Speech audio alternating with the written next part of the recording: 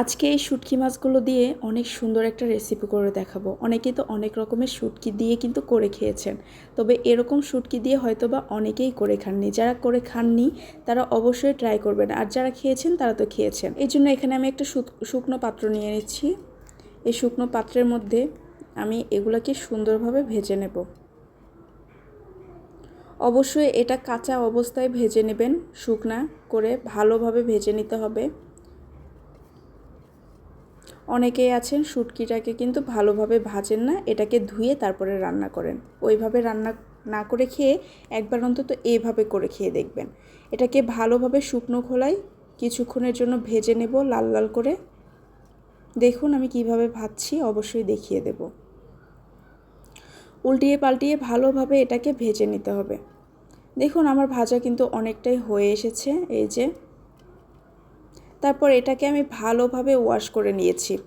এখানে আমি একটা কড়াই বসিয়ে দিয়েছি, আর কড়াইয়ের মধ্যে এই ধোয়া শুটকিগুলোকে দিয়ে দেব।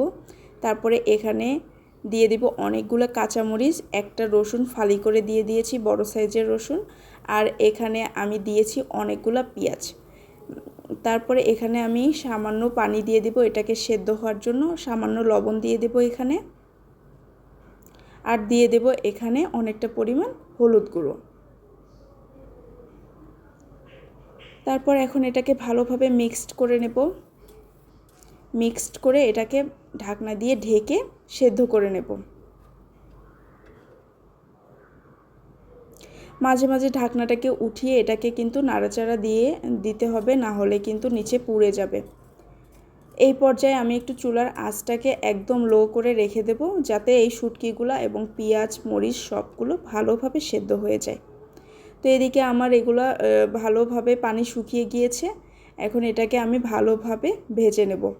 এখন এখানে আমি সামান্য পরিমাণ সয়াবিন তেল অ্যাড করে দেব, দিয়ে এটাকে সুন্দরভাবে নেড়ে চেড়ে ভেজে নিতে হবে।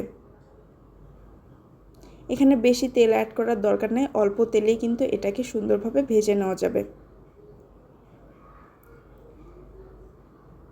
এইভাবে একবার হলেও এই শুটকিটাকে ভর্তা করে খেয়ে দেখবেন, অনেক মজা হয়, অনেক অনেক অনেক মজা হয়।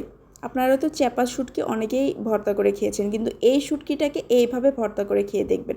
অনেকে হয়তো বা জিজ্ঞাসা করতে পারেন এইটার নাম কি। এই শুটকিটা আমাদের অঞ্চলে আর কি এটাকে বলে হচ্ছে চেলা মাছের শুটকি। আমি জানি না অন্যান্য জায়গায় কি বলে, তবে হচ্ছে দোকানের চেলা মাছের শুটকি নামেই আমরা চিনি।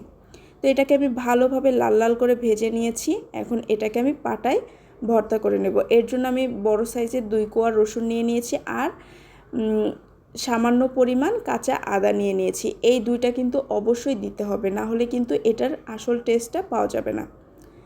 এখন এখানে সামান্য পরিমাণ লবণ অ্যাড করে দেব।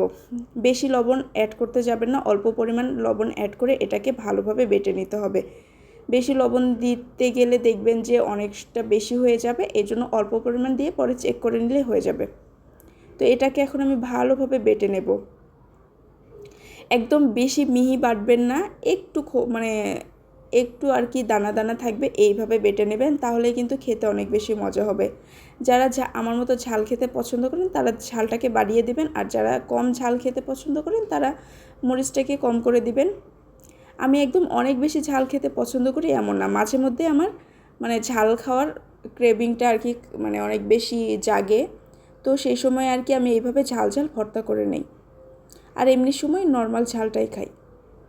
তো এটাকে ভালোভাবে মিক্সড করে নিয়ে নেব। এখন আমার বাটা হয়ে গেছে, আমি আর বাটবো না। বেশি বাটলে এটা একদম মিহি ভর্তা হয়ে যাবে, তো সেটা আমি একদমই করব না। আর একটুখানি এটাকে আমি বেটে নেব। মাঝে মধ্যে একটু আর কি শুটকি মাছের দানা রয়ে গিয়েছিল বেশি, সেটাকে আর একটুখানি আমি বেটে নিয়েছি। দেখে কিন্তু বুঝতে পাচ্ছেন এটা আমি একদম মিহি বাটা করিনি, আধা বাটা করে নিয়েছি। এখন এটাকে ভালোভাবে হাতের সাহায্যে সুন্দর করে মিক্সড করে নেব। এই পর্যায়ে এসে একটু চেক করে নিতে হবে যে লবণটা ঠিক আছে কিনা। যদি ঠিক থাকে তো ঠিক, আর যদি না থাকে আর একটু আপনারা অ্যাড করে নিতে পারেন। আর এই ভর্তাটাকে আমি আজকে খিচুড়ি দিয়ে খাবো।